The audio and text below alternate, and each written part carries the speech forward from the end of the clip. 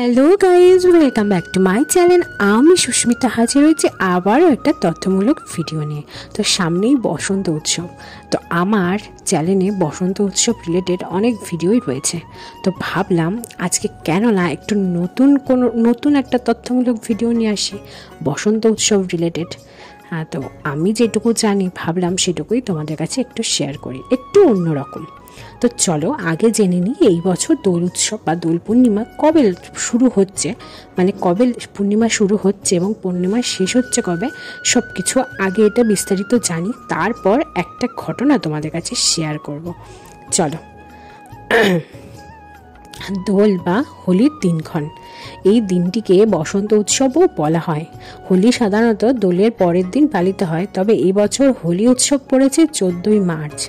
13ই March সকাল 10:24 থেকে 14ই March 11:35 পর্যন্ত এই বছর পূর্ণিমা থাকবে। দোলযাত্রা হোলি কবে, পূর্ণিমায় পুজোর শুভ সময়ও জেনে নিন। দোল পূর্ণিমা হিন্দু ধর্মের জন্য খুবই শুভ বলে মনে করা হয়। সাধারণত ফাল্গুন মাসে হয় দোল উৎসব। এই বিশেষ দিন উপলক্ষে বিভিন্ন জায়গায় পুজো অর্চনাও হয়। দোলযাত্রা হিন্দুদের একটি ধর্মীয় উৎসব। ভারতীয়দের অনেক উৎসবের মধ্যে সকলকে পছন্দের তালিকায় প্রথম দিকেই থাকে দোল বা হোলি উৎসব। প্রায় সারা ভারত জুড়েই সাড়ম্বরে পালিত করা হয় এই উৎসব। উত্তর ভারতে এর নাম হোলি, কোথাও কোথাও একে হরিও বলা হয়। এই উৎসব বসন্ত, প্রেম এবং রঙের উৎসব নামেও পরিচিত। দোল পূর্ণিমা হিন্দু ধর্মের জন্য খুব শুভ বলে মনে করা হয়। সাধারণত ফাল্গুন মাসে হয় দোল উৎসব।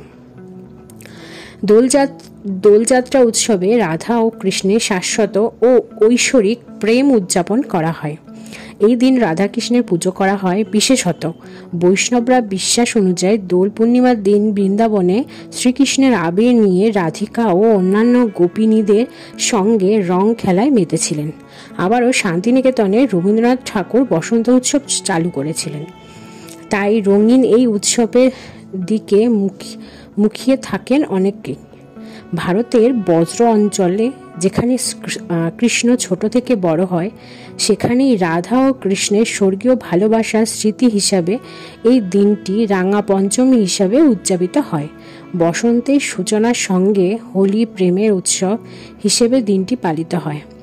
ঋষিবর্গের রচিত গর্গ সংহিতার ছিল সাহিত্যের প্রথম কাজ, যেখানে রাধাকৃষ্ণের হোলি খেলার বর্ণনা উল্লেখ করা হয়েছে। চলো এইবার আমাদের হোলির যে দিনক্ষণ সেটাকে আরেকবার জেনে নেওয়া যাক। এই বছর দোলযাত্রা পড়েছে 14ই মার্চ, বাংলায় 29শে ফাল্গুন। এই দিনটি বসন্ত উৎসব বলা হয়। হোলি সাধারণত দোলের পরের দিন পালিত হয়, তবে এবছর হোলি উৎসবও পড়েছে 14ই মার্চ। 13ই মার্চ সকাল 10:24 থেকে 14ই মার্চ 11:35 পর্যন্ত এবছর পূর্ণিমা থাকবে। আচ্ছা, অমৃত যোগ সকাল 7:06 থেকে 7:56 গতে, 10:24 মধ্যে ও 12:52 গতে, 2:31 মধ্যে ও 4:10 গতে এবং 5:42 মধ্যে এবং রাত্রির 7:22 থেকে গতে 8:55 মধ্যে ও 3:08 গতে ও 3:58 মধ্যে, মানে এগুলো হচ্ছে অমৃত যোগ। আচ্ছা, রাত্রি মহেন্দ্র যোগ, যেটা রাত্রি 10:28 গতে ও 11:15 মধ্যে এবং ভোর 3:58 গতে 5:51 মতে, এটা হচ্ছে মহেন্দ্র যোগ। আচ্ছা, হোলি কবে সেটা তো জানলাম, কিন্তু হোলির আগের দিনটা কি হয় জানো? চলো সেটা একটু জেনে নিই। হ্যাঁ গো, হোলির আগের দিনটা হয় মানে দোলের আগের দিনটা হয় হোলিকা দহন। হোলিকা দহন রিলেটেড ভিডিও কিন্তু আমার চ্যানেলে আছে। তার একটু তোমাদেরকে জানিয়ে দিই, যখন এই ভিডিওটা তোমরা দেখবে নিশ্চয়ই এটাও একটু বলে দিই। হোলিকা দহন উৎসব হয় গোটা উত্তর ভারত জুড়ে। মনের কালিমা দূরে সরিয়ে আলোর উজ্জ্বলতায় জীবনকে ভরিয়ে তোলার প্রতিশ্রুতির জন্যই বিভিন্ন জায়গায় পালিত হয়। এবছর হোলিকা দহন হবে 13ই মার্চ। বসন্তে চারিদিকে এক অন্যরকম হাওয়া বয়, প্রকৃতিও তার চারিপাশে ঢেলে সাজায় এই সময়। বসন্তকে নিয়ে রয়েছে একাধিক গান, তা সে রবীন্দ্রসঙ্গীত হোক কিংবা আধুনিক, চারিদিকে যেন রঙিন হয়ে ওঠে এই সময়। সেই জন্যই হয়তো বসন্তকে বলা হয় ঋতুরাজ। রবীন্দ্রনাথ সময় থেকেই শান্তিনিকেতনে বসন্ত উৎসব পালিত হয়। তো এই বছর কবে দোল পড়েছে সবই কিন্তু তোমাদেরকে জানালাম, কিন্তু এই যে শান্তিনিকেতনে দোলটা মানে কেন পালিত হয়, শান্তিনিকেতনের যে ইতিহাসটা রয়েছে সেটা ভাবলাম। সবাই তো দোল কবে সেই রিলেটেড ভিডিও ছাড়ে, আমিও নিশ্চয়ই ছাড়লাম, কিন্তু যে শান্তিনিকেতনে কেন দোলটা উৎসব পালন করা হয় তার পেছনে তার নেপথ্যে যে ইতিহাসটা রয়েছে ভাবলাম আজকে তোমাদেরকে সেটাই বলি। শান্তিনিকেতনে বসন্ত উৎসব অসুন্দরের মোকাবিলা উৎসব, এক কথায় সবাই জানো। শান্তিনিকেতনে দোলের দিন যে ঋতু উৎসবটি উদযাপিত হয় তার সঙ্গে দোল বা হোলি ধর্মীয় অনুষঙ্গের কোনো যোগ নেই। এই হলো নিতান্তই ঋতু উৎসব, সবার রঙে রং মিশিয়ে দেওয়ার এক পরম আনন্দ বা উপলক্ষ।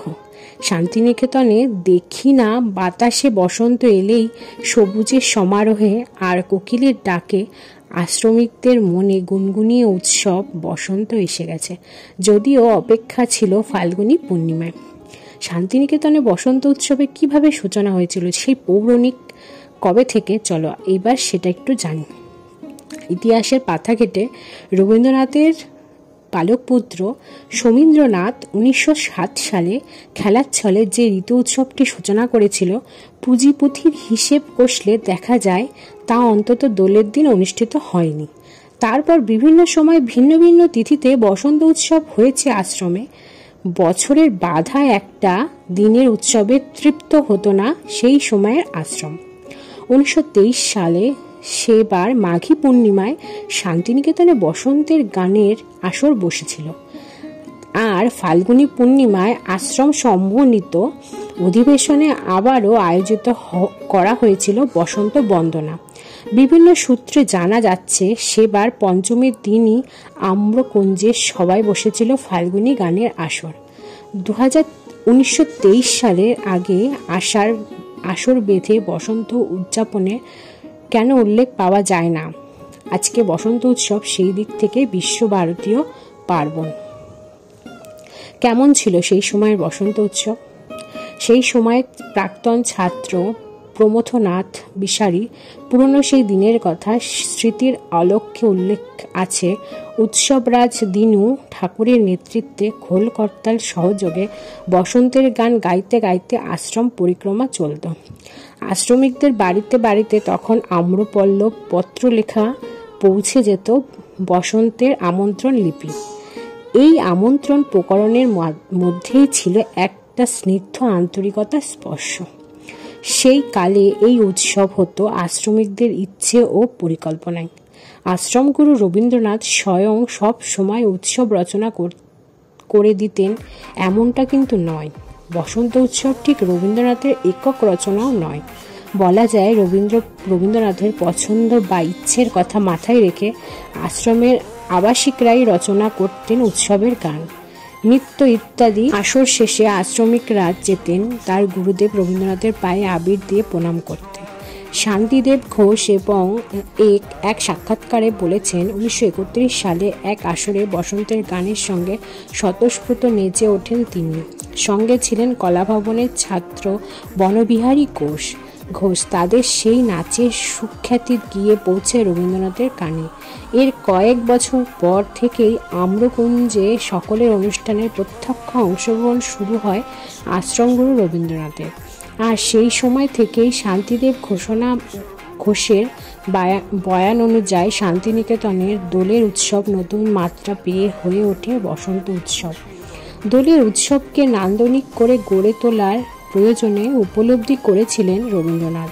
শান্তিদেব ঘোষ বলেছেন, আগের দোল উৎসব যেটা হতো সেটাকে গুরুদেব আরও বেশি উৎসাহ দিলেন না, কারণ ওই সময় নানা রকম নোংরামি হতো। নোংরামি মানে কাদা দিয়ে দিল ওর গায়ে, ছেলেরা দুষ্টুমি করে কালি দিয়ে দিল, এইরকম এলোমেলো ভাব। রবীন্দ্রনাথ ভাবলেন এটাকে একটা শৃঙ্খলার মধ্যে বেঁধে দিতে। উনি সকলের বসন্ত উৎসব বলে একটা বিধিবদ্ধ উৎসব করা ঠিক করলেন। তখন থেকেই আরম্ভ হলো সকালবেলার অনুষ্ঠান। তাতে গান হবে, কিছু নাচ হবে, ছেলেমেয়েরা নাচবে, গুরুদেব আবৃত্তি করবেন। তখন থেকেই ওরে গৃহবাসী গানটির সঙ্গে নানা রকম অর্ঘ্য সাজিয়ে নিয়ে মেয়েরা আসতো এই উৎসবে। 1934 সালে থেকে নবীন নাটকের জন্য লেখা এই গানের সঙ্গে শোভাযাত্রা জুড়ে গেল নাচ। সেই নাচের পরিকল্পনায় ছিল শান্তিদেব ঘোষ। মণিপুরী নৃত্য শৈল এবং একটা সিম্পল স্টেপের সবাই নাচল। শিল্পাচর্চা নন্দলাল বসু তালপাতা দিয়ে বানিয়ে দিতে থাকলেন শোভাযাত্রীদের হাতের তালি। তো এই ছিল রবীন্দ্রনাথ ঠাকুরের বসন্ত উৎসবের ভাবনা। তো রবীন্দ্রনাথ ঠাকুরের শেষ ভাবনা সত্যি অসাধারণ। আজ না জানলে আমি জানতেই পারতাম না।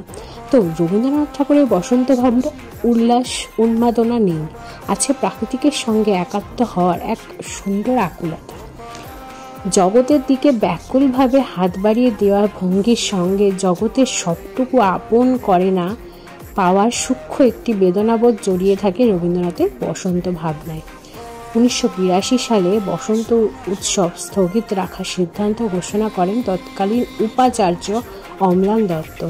হিন্দুস্তান স্ট্যান্ডার্ড এবং আনন্দবাজার পত্রিকার প্রতিবেদন সূত্রে অবশ্যই জানা যায় যে সেই বছর নিয়ম রক্ষায় বসন্ত উৎসব পালিত হয়েছিল শান্তিনিকেতনে।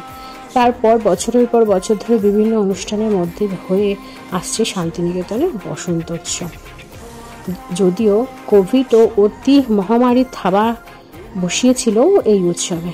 তো কেমন লাগলো আজকে আমার এই ভিডিওটা? যদি ভালো লাগে অবশ্যই কি করবে, লাইক শেয়ার কমেন্ট, হ্যাঁ চ্যানেলটা সাবস্ক্রাইব করে পাশের বেল নোটিফিকেশানটা অন করে দেবে। ভিডিওটা অনেক বড় লেন্থি হয়ে যাচ্ছে। তো আবারও আসবো নতুন কোনো ভিডিওর সঙ্গে। এখনের মতো বিদায় নিচ্ছি, টাটা। আর সবাইকে জানাই অ্যাডভান্স দোল বসন্ত উৎসবে অনেক অনেক শুভেচ্ছা ও ভালোবাসা।